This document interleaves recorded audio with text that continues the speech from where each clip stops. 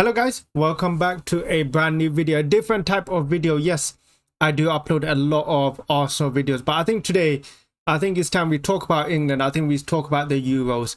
Of course, I didn't really want to talk about England during the group stages because I just think we were absolutely rubbish, so there was no point on making any video on England. But I think now that we've topped the group, I think it's time to talk about England. I think England have been it's been all over the media about England, about the performance, the players, the manager, everything. So let's talk about, okay, so England have firstly topped their group C.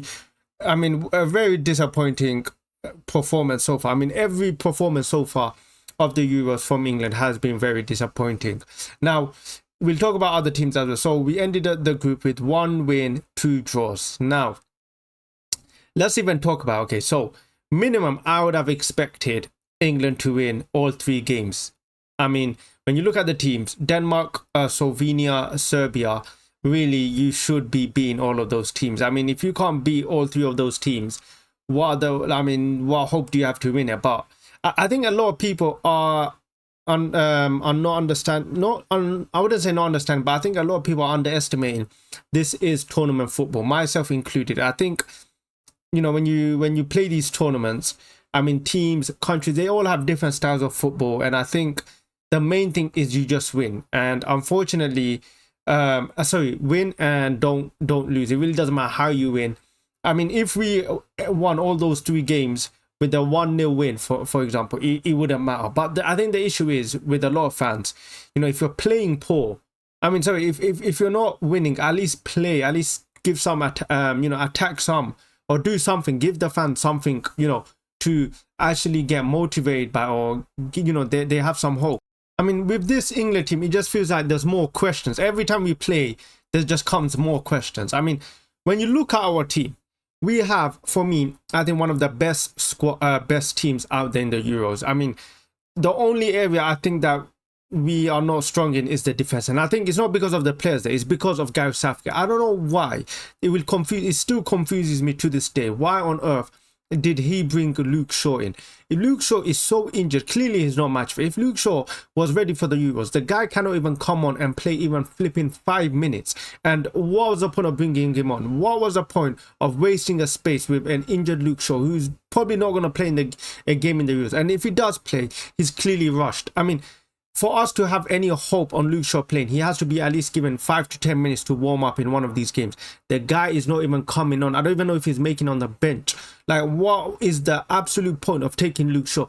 Ben Chilwell is not the best left back in the world, far from it. But for me, if you're going to at least take a left back who plays left back and who is actually fit. Why didn't he not take Ben Chilwell? That is, for me, one of the most annoying things about Gareth Southgate, about some of his selections. I'll talk about Gareth, then I'm going to talk about the players.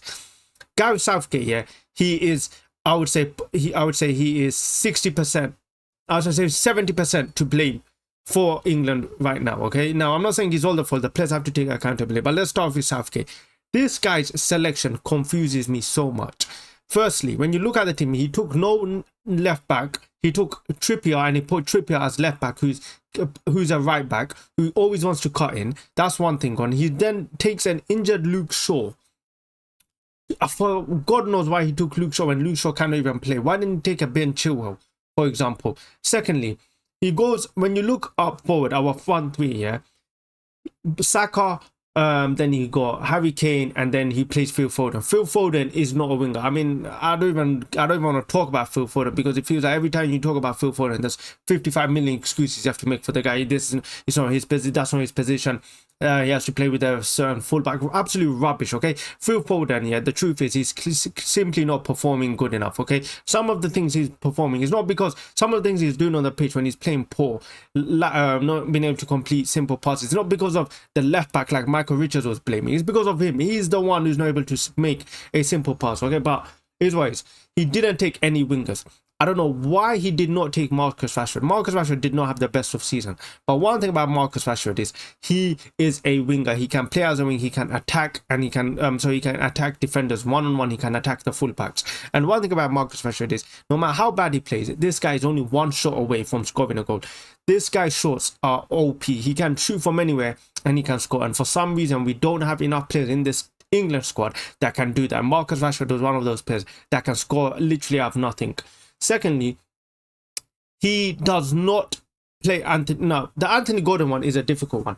For me, is Anthony Gordon the best winger out there? No, he's not the best winger. But what is, when you look at our winger option, because Phil Foden is playing so rubbish, we are literally putting our hopes in Anthony Gordon in hoping that he could do something. He played in the most recent game. I think he came on for 5 minutes. Even then, why the hell didn't he play more minutes? You can see that it's not working, but he doesn't want to bring on Anthony Gordon, one of the actual wingers on our team. Now, Anthony Gordon is not the best winger in the league, in our for England. But why is? Because they're so crap. Because the team is so crap attacking, we have to look at the likes of Anthony Gordon. That's what exactly what's happening. But all I know is that Gareth Southgate's selection clearly wasn't good enough. He's taken Ivan Toney. He's taken Watkins. If we're going to take Ivan Toney, play him. Because I'll be honest, Harry Kane, unfortunately, is not the same flipping Harry Kane.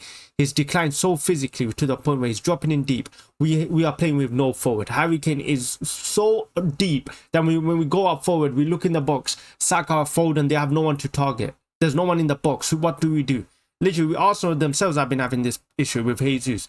Now we're going to the same thing in England. Why doesn't he give Watkins a chance? Or why doesn't he switch up? Why doesn't he go with 2 up forward?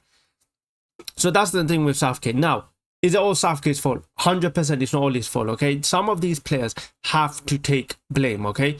The likes of, I'll be honest, let me take over Foden. I know I'm scapegoating for, but it's not just him. Saka even some games. Harry Kane, Jude Bellingham, Declan Rice.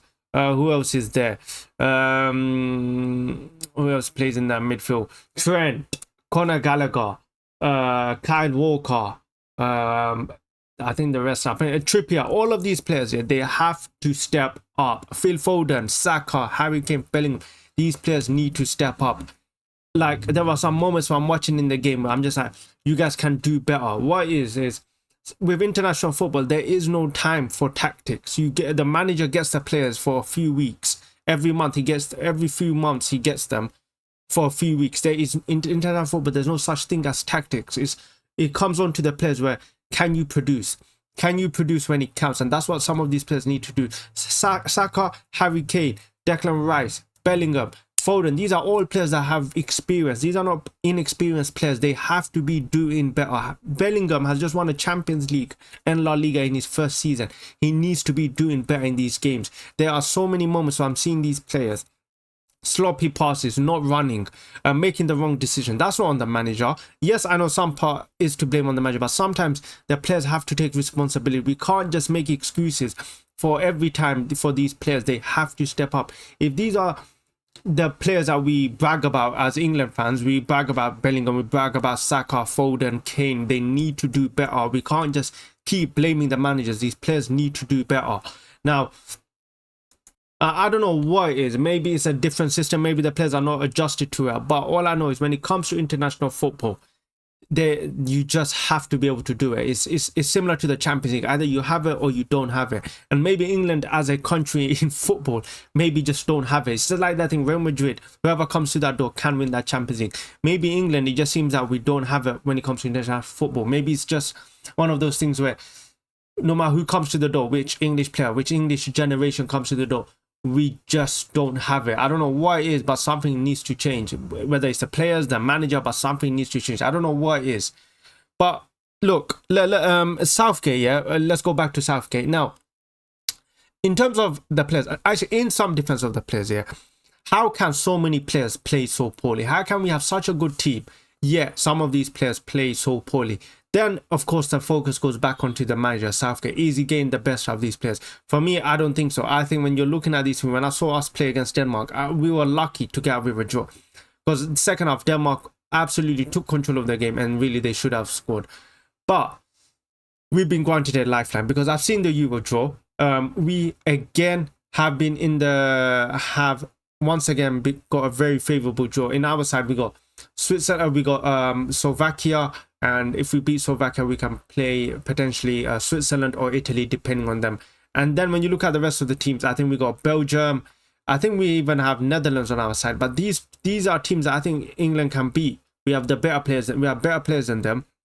But all it is with England is It's about the mentality, unfortunately. Can the players turn up? I mean, in Champions League, Premier League, all of them have turned up, but it's about international football. They need to turn up.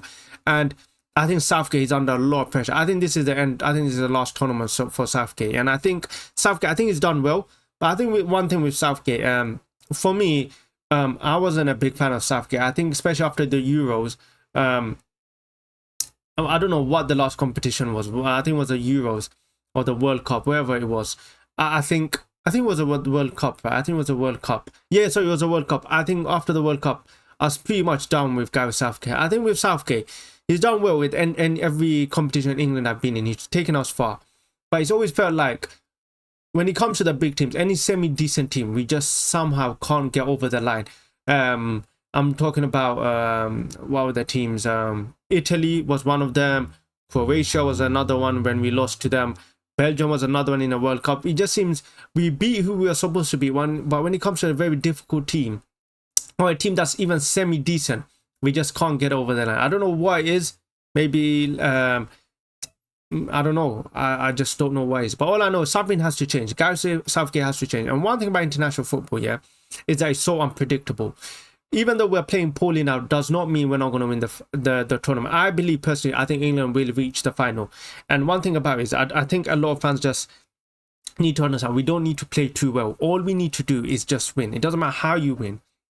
If you're going to play this crap defensive football we're doing, go for the whole thing. Play 5 at the back, hit teams on the counter. Don't try play 4-3-3 attacking base at a football only to then start defending for your lives.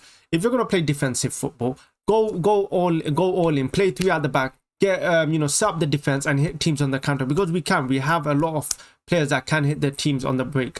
Maybe introduce Watkins, maybe introduce Cole Palmer if you can somehow fit him. Bring on Anthony Gordon. If you're gonna play that football, go in or go all out. Basically, go in or go in or wherever. Go big or go home. That's the word. That's the saying. I think that's what Gareth Southgate needs to do. I think the team is just on a bit of a confusion. I don't think the players and the manager they just don't know what to do. I don't know. Maybe it's a style of football, but it seems like something is clearly missing, and I think they need to decide on that very soon, because we're playing Slovakia, and my God, if we lose against Slovakia, England, the toxicity will be an all-time high. Some of these players will never be able to show their face when in England. So I am sorry if we do not beat Slovakia. For me, minimum, we need to hit the finals. I think we can beat Italy. I think we have the better players than Italy. Belgium not doing the best. Netherlands also not doing the best. I don't even know if Netherlands are on our side. But all those teams are not doing the best, and I think we can reach the final. But saying that, look, the other good news is, look, not many teams are actually doing well in the Euros. France, one of the favorites in the tournament, not doing the best. So yeah, it's not all doom and gloom, or at least we went through our group. I mean, it was guaranteed that we were going to go through our group anyways, and we got a favorable side. But I think it's now time for the players and the managers to actually step up, and really, go for it. Start, really stop playing with the handbrakes, change something, bring on the likes of Gordon. If you're going to drop some big players, really drop some big players. For me, take off Harry Kane, start bringing in Watkins. I think Watkins is a better option. He's more faster. I think he offers something that Harry Kane doesn't, which is a threat. Like, he will be a constant threat. The defenders wouldn't know whether to go with him or to leave him, to stay back, because he can run in behind. So I think that's something we need to consider. Is Southgate going to do it? I don't know. It's going to be interesting to see whether what he does with Cole Palmer. I do think Anthony Gordon will be back into the team.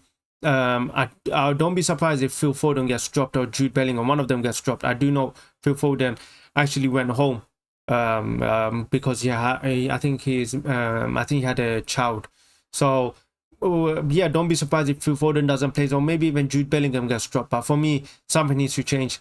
And that's just my thoughts about England. Let me know what your thoughts on England. If you are disappointed, do you think we've been disappointing, or are you confident that we will reach the finals? But let me know in the comments, and let me know what your minimum expectations are for England. And I'll catch you guys in the next video.